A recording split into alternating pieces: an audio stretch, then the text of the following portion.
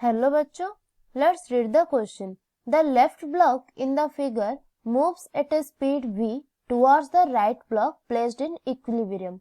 All the collisions are to take place are elastic and the surfaces are frictionless so that the motions of the two blocks are periodic. Find the time period of these periodic motions. Neglect the widths of the block. तो यहाँ पर एक diagram दिया है जिसमें कहा गया है टू ब्लॉक्स है, इसे हम फर्स्ट ब्लॉक ले लेते हैं, इसे सेकंड ब्लॉक ले लेते हैं. ये जो फर्स्ट ब्लॉक है वो सेकंड ब्लॉक की तरफ v स्पीड से मूव कर रहा है और इसे हिट करेगा, जिसकी वजह से ये जो सेकंड ब्लॉक है वो ओसिलेट करेगा. इसे अगर हम सेकेंड ब्लॉक की मीन पोजीशन ले लेते हैं, तब जब वो फर्स्ट ब्लॉक इसे हिट करेगा तो इतना डिस्टेंस मूव करेगा और फिर रिलीज होके ये वापस आ जाएगा इसके स्प्रिंग की रिस्टोरिंग फोर्स की वजह से.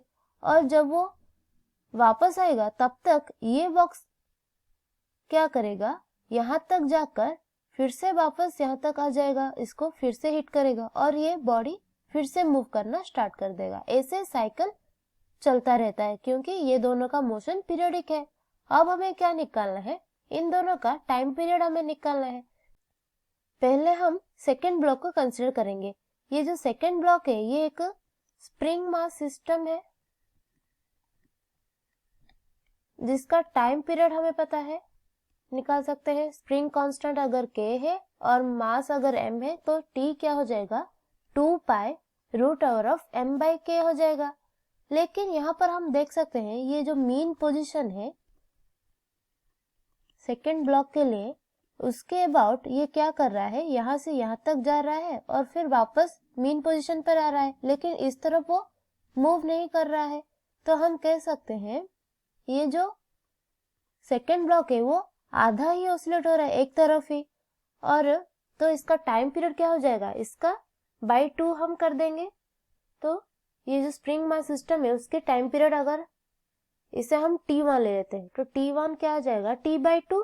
तो 2 कैंसिल हो गया, t1 आ जाएगा pi into m by k. ये हो गया सेकेंड ब्लॉक के लिए टाइम पीरियड. अब हम पहला ब्लॉक के लिए टाइम पीरियड निकाल सकते हैं.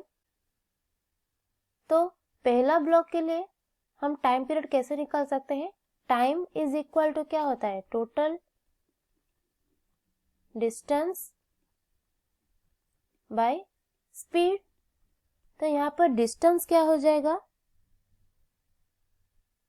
ये L डिस्टेंस यहाँ पर दिया है, ये 2 बार ये डिस्टेंस को कवर करेगा तो टोटल डिस्टेंस हो जाएगा 2L डिवाइडेड बाय स्पीड इसका दिया है v. तो इसका अगर हम टाइम पीरियड t2 ले लेते हैं तो t2 क्या हो जाएगा, 2L बाय v. अब हमें क्या निकालना है, टोटल टाइम निकालना है. तो टोटल टाइम क्या हो जाएगा, इसे अगर हम t ले लेते हैं, t इज इक्वल टू क्या आ जाएगा, t1 प्लस t2.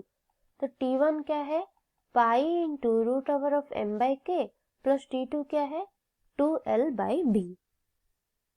तो ये हो गया टोटल टाइम के लिए एक्सप्रेशन. तो टाइम पीरियड क्या आ गया इस पूरे सिस्टम के लिए, pi into root over of m by k plus 2L by b. ये हो गया हमारा answer. That is t is equal to pi root over of m by k plus 2L by b. I hope you understood it well. All the best.